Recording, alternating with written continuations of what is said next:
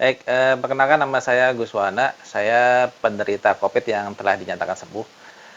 Sebelum saya dideteksi menderita COVID ya, saya mengalami sesak napas yang hebat ya. Pada waktu itu pada hari Senin, sehingga saya tidak bisa seperti tidak bisa bernapas. Lalu malam harinya saya sempat menghubungi Ustadz Rahmat ya, Ustadz Rahmat yang saya kenal sebagai terapis topung. Lalu beliau topung pada saat itu yang kondisi saya memang sudah agak sulit sekali untuk bernapas.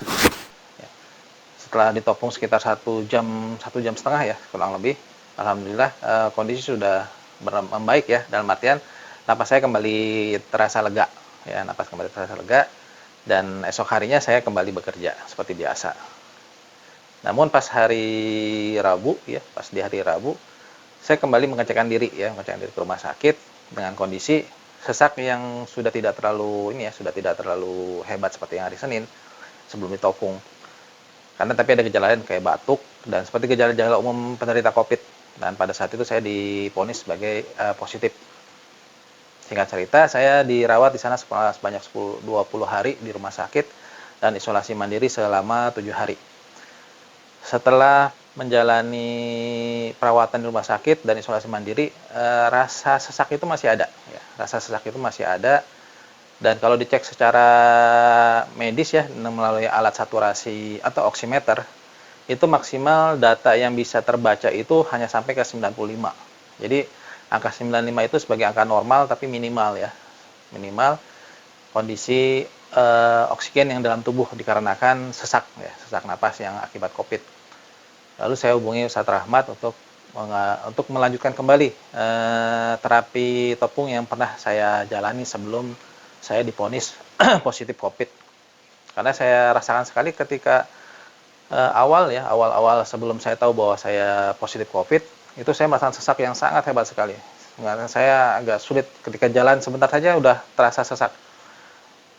Lalu di topung pas hari Senin itu alhamdulillah agak mendingan, napasnya lebih lega, dan setelah menjalani perawatan, saat perawatan juga saturasi saya maksimal setelah keluar itu masih di angka 95, dan isolasi mandiri 7 hari pun juga maksimal saturasi saya itu hanya di sampai 95. Lalu pas setelah selesai isolasi mandiri selama 7 hari, saya mau hubungi Ustadz Rahmat untuk mengadakan terapi lanjutan.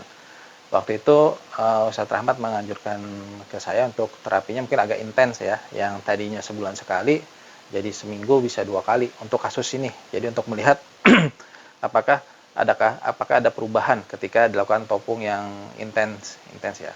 Alhamdulillah di minggu kedua ya, setelah topung yang ke ketiga ya, ketiga kalinya di minggu kedua, itu ada perubahan. Saturasi saya yang sejak yang awal-awal hanya sampai di 95 meningkat ke 96 ya, ke angka 96, standby 96, lalu turun lagi 95, tapi lebih condong untuk standby di 96 alhamdulillah.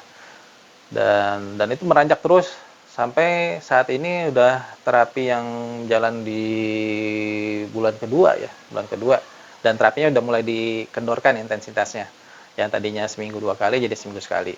Dan rencana kalau misalnya memang sudah lebih baik, sudah maksimal ya kondisi saturasi saya, mungkin cukup sebulan sekali saja seperti itu.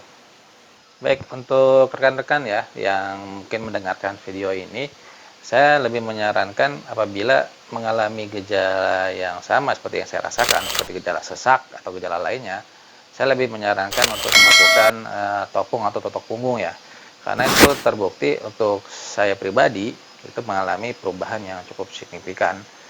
Terlihat dari data saturasi yang saya lihat, saya catat, yang tadinya kadar oksigen dalam tubuh saya tercatat hanya maksimal di 95, alhamdulillah setelah topong yang intens sekarang udah masuk ke bulan kedua, itu yang tadinya hanya mentok di 95 sekarang udah masuk ke 98.